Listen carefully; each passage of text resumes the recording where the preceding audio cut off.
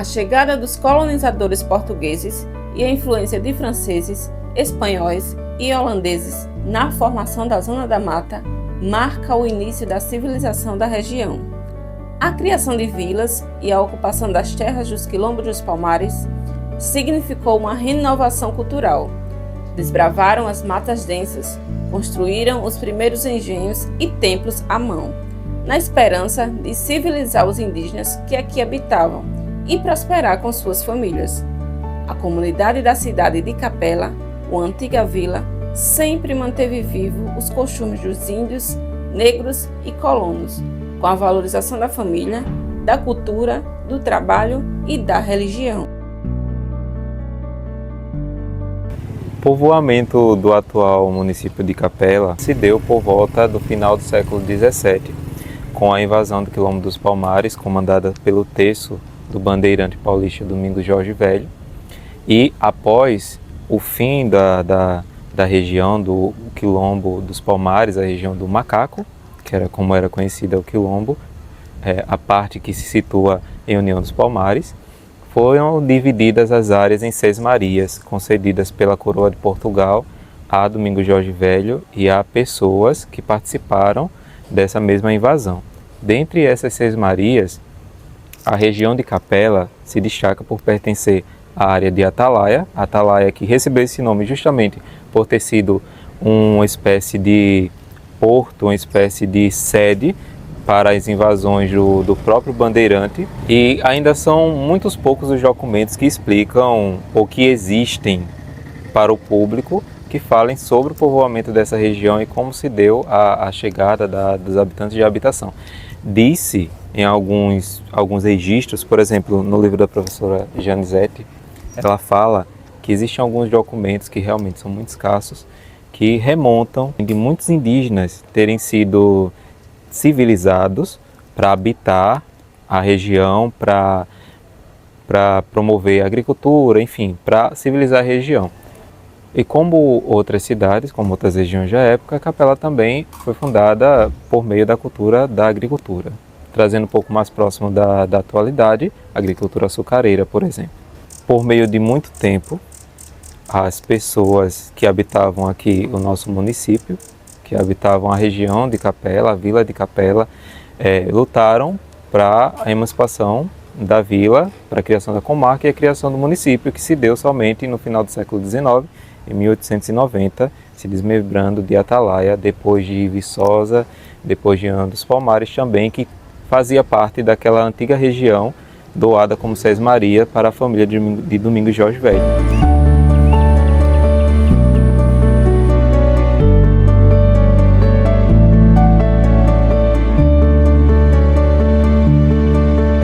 Sou Margarida Lourenço Costa, capelense, nascida na Fazenda Cachoeira da Orelha, 16/11/46, filha de José Lourenço Costa e Maria Costa da Conceição. É uma fazenda aqui da usina João de Deus, onde meu pai trabalhava. Tinha outras missões. Ela plantava também. E com o tempo, na cheia de 48, 49, por aí, meu pai perdeu tudo, que o rio levou tudo. E depois, com o tempo, eu passei a vir morar com a minha avó, de 7 a 8 anos, para vir estudar aqui na cidade. Depois meu pai veio com a minha mãe e meus irmãos. No ano de 56 eu vim morar nessa rua, Pedro Paulino.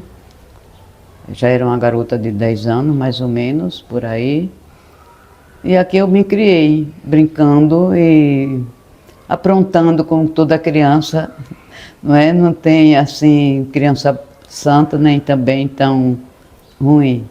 Eu procurei saber porque a minha avó materna, ela tinha netos brancos, de cabelo muito bonito, lindos cabelos das meninas, e tinha uns da mesma família, do mesmo pai, da mesma mãe, que eram negros, e aquilo, como criança, me chamou a atenção.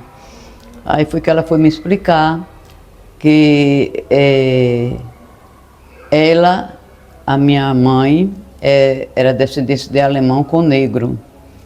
E o meu pai, eu procurei saber também de português. Eu sou filha, tenho a descendência dos dois lados. Eu brincava muito ali ao lado da prefeitura e tinha uma senhora negra linda, dona Santina, bem já idosa, mas tinha um cabelo bom, os olhos azuis. Também perguntei a ela porque que ela era negra e tinha os olhos galego, né? Na época eu ainda criança, ela disse porque também era descendente, muito sabida, muito inteligente, uma mulher excepcional, analfabeta, mas que tinha um conhecimento da vida e passava para a gente, crianças, meninas que gostavam de brincar por ali. E com o passar do tempo também ela passou a explicar para a gente que aqui tem um poço chamado Poço Pai Pedro e pedia para a gente não ir brincar, né, na areia lá, porque havia morrido um pai e um filho. Todo menino é curioso, aí eu perguntei por quê. Aí ela explicou que o filho foi tomar banho e quando viu que o filho estava morrendo, o pai foi pegar e morreram os dois abraçados. Então, e essa foi a minha vida e até hoje. Mas nisso tudo a minha maior curiosidade foi porque houve esse encontro da minha família. Por ele ser português, a família dele fugiu na Segunda Guerra Mundial. Quando chegaram de barco, ficaram no Pilar e lá se fixaram, né, na fazenda, por sinal hoje é da povo da Luciane, Landim. E nessa fazenda eles fizeram a vida. Santina, que contava a gente, ela contava muita história. A gente perguntava, fazia perguntas a ela. Aí um dia, eu e outras colegas que moram, ainda tem uma Petrúcia lá embaixo, aí um dia a gente conversando, aí ela disse como era a capela. Quem é Ferreira Dessa, né, criança? Ele já não existia mais, já tinha falecido. Aí ela disse, porque ele era de um conselho e ele descia de vez em quando faltava mercadoria com cavalo, tudo, era meses que ele levava para vir e para voltar, né? Ia comprar as coisas no Pilar, porque lá era o porto. E ele levava a mercadoria, então ele seguiu o rumo do Rio Paraíba, todinho, de Bom Conselho, que o Rio Paraíba nasce lá em divisa de Pernambuco com Alagoas, acima de uma cidade chamada Palmeirinha. Aí com o passar do tempo, ele foi, quando ele capela, ainda não era capela, não era nada, era um engenho.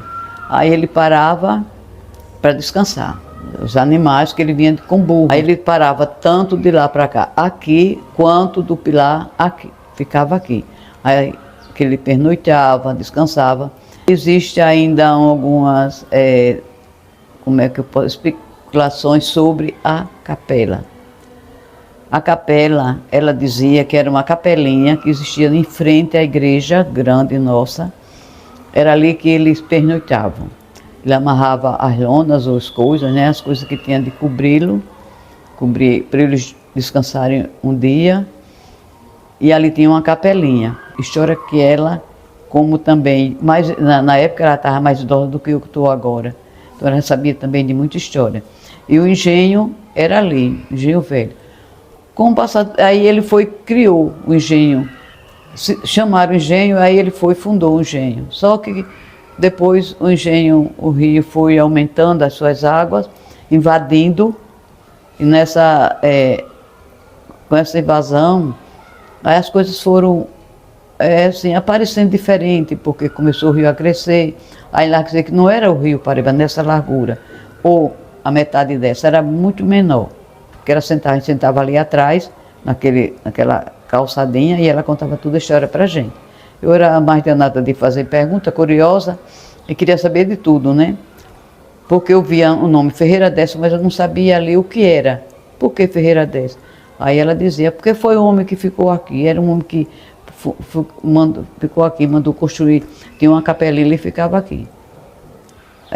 Antes de construir a igreja grande, eles tiraram a capelinha e existe ainda uma polêmica que ela dizia que porta principal era para lá. Já outras pessoas mais antigas, né, do que eu dizia que a porta era para cá. Ainda hoje tem mais pessoas mais novas do que eu que disse. Essa rua subindo na lama, a lama descendo, né, de lá para cá. E aqui eu moro.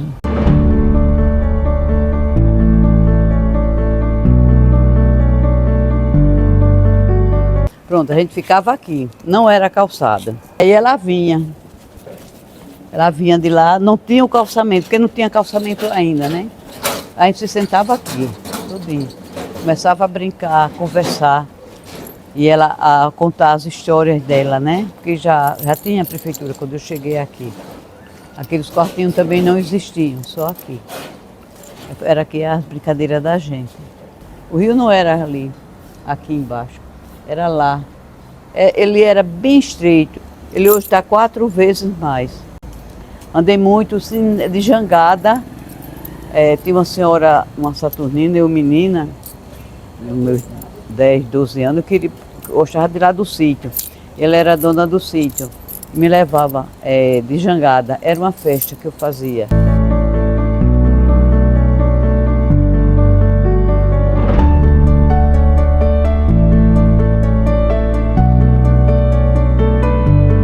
Eu sou Claudiceia Costa, eu nasci aqui e me criei. Só saí daqui aos meus 17 anos, depois que eu casei. Minha infância aqui foi maravilhosa. Hoje eu entendo que é uma infância, onde eu pude viver na natureza, subindo árvore, descendo árvore. E fora as lendas, os mitos que aqui eu vivi, onde a gente era rodeado de cana-de-açúcar, onde a gente podia ir para as outras fazendas, brincar de tudo que a gente brincava antigamente e hoje a gente não vê, como amarelinha, mas no meu tempo a gente chamava de avião. Pense o quanto foi maravilhoso para o meu desenvolvimento pessoal, onde todo mundo sapateava dentro daquelas levadas. Tinha também, viu, os mitos, as lendas, que era a Cuviana, que tinha uma casa de adubo e que a gente chamava Casa da Cuviana, ninguém podia. Era fogo corredor, eram tantas coisas boas na vida da gente aqui, que assim, olhe a tradição, olhe a cultura. Eu morro e morria de medo de sapo. Porque disseram para mim que se o sapo mordesse, só ia soltar o seu pé ou onde ele pegasse, se eu ouvisse 7 badaladas da igreja. E meu mundo era pequeno, meu mundo só era aqui, a usina, Capela, Cajueiro e Atalaia. E eu dizia, meu Deus, só tem 4. Não, usina, Capela, Cajueiro, só tem. Onde é que vai arrumar 2 igrejas para bater o sino para os sapos soltar a minha perna? Eu convivi com essas coisas. E quantas festas aqui de São João, não é? Porque fazia fogueira nessa rua. E eu pude ter o melhor tempo da minha vida. Mas eu só vim perceber hoje, não é? O quanto a minha infância foi maravilhosa aqui. O estudo era prioridade para a gente. Às vezes ia a pé, e às vezes o usineiro deu um caminhão para a gente, aqueles de gaiolão, forrou, era o nosso transporte.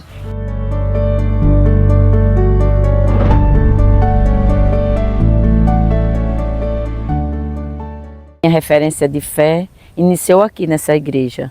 Lembro quando era pequena que minha mãe trazia, que assim, hoje a fé vem da minha mãe, porque minha mãe não faltava as missas e os textos. Eu tenho isso dela, dessa força, dessa fé que ela passava para a gente. E aqui ao lado tinha a casa do coronel, onde a gente vinha, aquelas crianças todinhas vinham para a missa e para os textos, mas antes disso a gente ia roubar pitanga, onde o coronel não gostava, ele corria, agora corria assim, ele não saía da casa, mas ele vinha até o portão para reclamar porque a gente estava roubando as frutinhas que tinha. A pitanga é a referência da minha infância e a fé é aqui, nesta igreja, que com a minha mãe. Entrando hoje aqui, veio todo mesmo a infância, a adolescência aqui nesta igreja.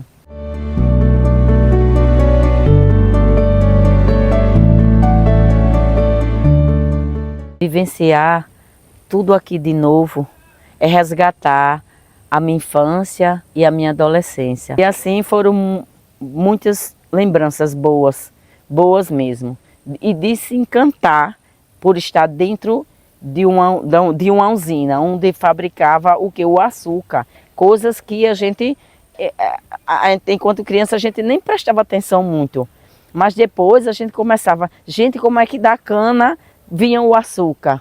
E mel, gente, mel quando terminava a safra, todo mundo ganhava, todos os moradores daqui ganhavam um saco de açúcar e mel.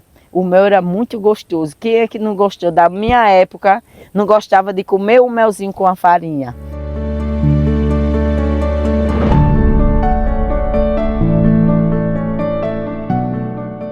O mundo da gente era aqui, nessa usina.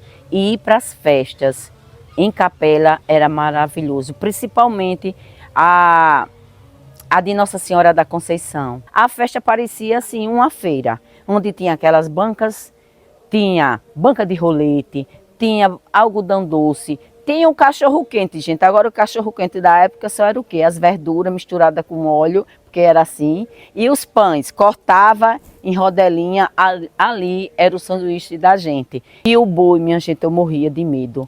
Agora sim, sabendo que ali era um homem, ali por baixo, mas eu nunca tive essa ideia que era um homem. Eu só me aproximava um pouquinho de longe, quando ele estava lá debaixo do palanque, aí eu ia olhar de longe. Mas não chegava não, gente, porque o medo era muito grande.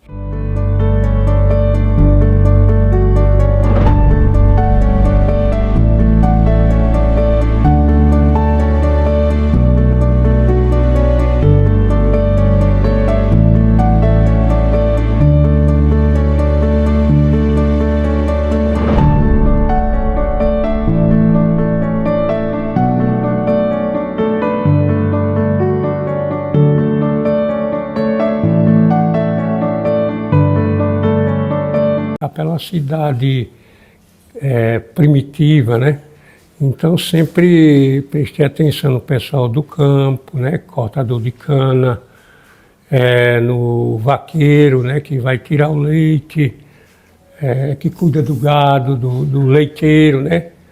E aqueles detalhes que às vezes até hoje ainda existe, como o cara que vende leite nas portas, né? Que vem... É uma cidade rural, né? Primitiva, como eu falei. Então me inspiro muito nisso. Até hoje a minha obra é inspirada nesses detalhes aí. Convivendo com essas pessoas mesmo que trabalhavam no campo, fazendo boneco de barro, fazendo boizinho, fazendo as balas de peteca. Essa era a minha vida normal de criança adolescente, né? E além de eu fazer, era pouco, mas fazia, eu também me dedicava ao conhecimento com as pessoas que faziam arte, porque na realidade eu gostava mais de conhecer as pessoas que faziam arte do que propriamente fazê-la. Então, era uma relação assim muito... mais amorosa com a arte, né, romântica, de que viver dela, né? Nessa época que eu trabalhava no comércio e pesquisava a arte, eu via a vida deles, né? Geralmente o cara, quando não tinha uma roça, trabalhava na lavoura, não vivia só exclusivamente de arte, porque era difícil, né? Se for fazer um histórico mesmo, as dificuldades foram muito grandes. Eu passo essa segurança para eles, segurança que eu não tive, né? E com um detalhe a mais, hoje os jovens de hoje têm um veículo que eu não tive. Eu ia fazer contato com meus clientes e olha que não era cliente para se vender, era cliente para divulgar o meu trabalho assim, de quadros, que na época eu pintava quadros, era na Telasa, né? A gente pegava uma fila para se comunicar com o telefone, se não quisesse pegar, e não tinha nem o orelhão ainda nessa época, era na Telasa mesmo, pegar uma fila lá. E além do mais, para esses artistas hoje estar aqui vivendo de arte, que geralmente são pessoas que, no início, eles vieram, vamos pôr em exemplo assim, o que veio do campo. Né? Como é que essas pessoas iam saber o que era arte? Como é que essas pessoas iam saber o que era viver de arte? O que era fazer arte para viver? E era fazer um boneco de barro para viver dele, criar uma peça e chegar ao nível que é hoje, né? Isso, né? Não foi uma coisa que surgiu assim do dia para a noite. Porque para viver de arte, além do mais, na arte popular, você tem que ter uma história do que você produz. O boi é uma coisa... O boi, além de ser um veículo para mim, uma peça para mim retratar o que eu vi na minha infância, as histórias do folclore, ele serve como pano de fundo para esse. Eu convivi com esse. O boi tem uma convivência. Depois, com o tempo, foi que eu vi, poxa, eu de tanto lidar com essa peça, o boi, aí eu fui voltar ao passado. O boi, eu vi essa figura do boi nas feiras, através de barro, não era de Vitalino, mas era de outros artistas, que se vendia ali no centro da capela, debaixo dos pés de jambo. Ali ficavam pessoas vendendo chapéu de palha, corda. E eu me lembro que tinha pessoas que vendiam aqueles boizinhos de barro, né? E isso, aqueles boizinhos para brincar, né? Os bois de Vitalino, né? Só que não era de Vitalino, era de outros artistas. Aqui tinha o guerreiro, né? Final de ano, no Natal, tinha as festas de Natal e ano e tinha o boi bumbá correndo atrás da gente na brincadeira. E no dia que tinha festa de Natal, né? Ele, antes, à tardezinha, ele vinha num caminhão, né? Em cima de um caminhão com o guerreiro tocando, anunciando que à noite ia ter o Bumba Meu Boi, né? E isso é uma convivência para mim. A tardezinha era essa alegria, né? A tardezinha junto com a noite, né? E são coisas da minha lembrança que eu passo para os bois. É muita convivência com isso e com o boi, né? Essa convivência comigo. E graças a Deus ele mudou a minha vida, gradualmente foi mudando a minha vida, né? E hoje é a ponto de mim viver dele, né?